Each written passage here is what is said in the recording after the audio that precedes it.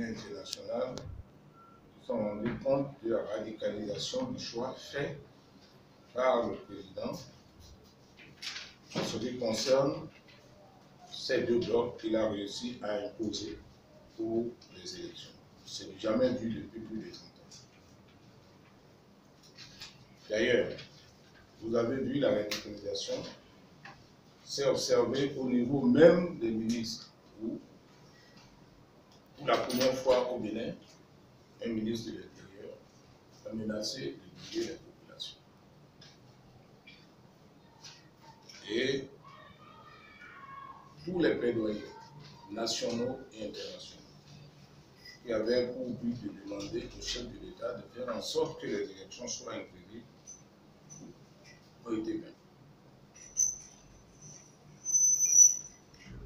Mais vous remarquerez depuis un certain temps, et c'est l'objet des empreintes de presse, qu'il y a des arrestations tous azimuts pour un vrai, pour un oui ou pour un non. C'est à ce sujet que nous voulons que le peuple comprenne que, en période électorale surtout, les populations, qu'elles approuvent le scrutin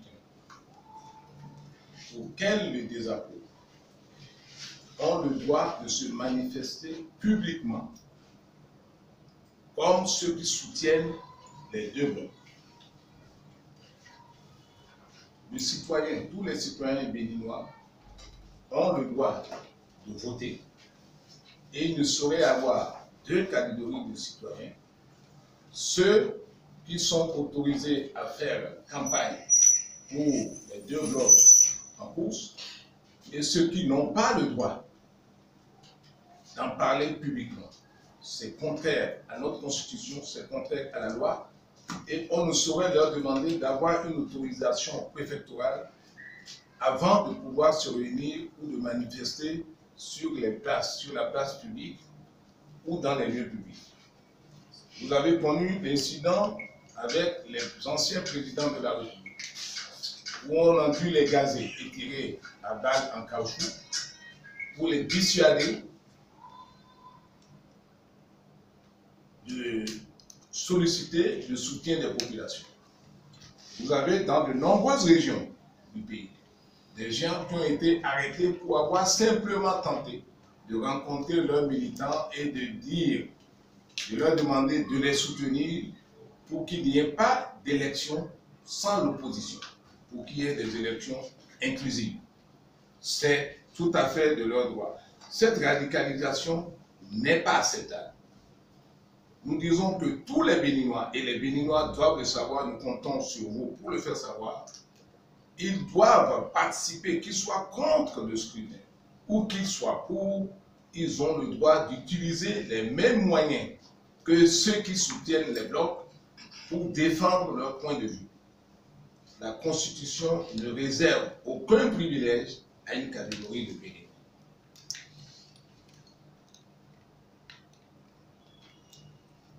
Alors, cette protestation, nous voulons qu'elle soit d'autant plus vigoureuse que non seulement ça viole, cette pratique viole notre Constitution, mais ça viole même nos droits fondamentaux. Ce n'est pas en matière d'élection pendant la période électorale, les droits de manifester sont tellement élargis qu'on ne peut pas comprendre que des gens se fassent arrêter tout simplement parce qu'ils disent il n'y aura pas d'élection sans l'opposition. Et parmi ceux qui se font arrêter, rassurez-vous, ce ne sont pas seulement des citoyens lambda, mais c'est même des parlementaires qui se font arrêter. Ça devient très grave. Le GDS Afrique et le Fonds démocratique du Sahel protestent énergiquement contre cette pratique. Si nous ne protestons pas aujourd'hui, demain nous serons tous des esclaves et on nous dira, mais quand ça se passait, où étiez-vous? Comme on dit aujourd'hui, mais lorsqu'on préparait ces lois-là, vous étiez où? Pourquoi c'est maintenant que vous vous réveillez? Pourtant on ne s'est pas tué. Je voudrais que vous fassiez savoir que ces deux organisations ont uni leurs forces pour protester avec énergie et demandent à la communauté internationale de constater que les droits des Béninois sont confisqués. On ne sait pas juste où ça ira. Beaucoup ont dit qu'il n'y a plus de démocratie. Mais nous restons des êtres humains et nous pensons que les droits élémentaires garantis par les conventions internationales et par notre constitution qu'on fout au pied, nous voulons que ces droits soient respectés pendant que nous sommes encore vivants. Et vous avec nous.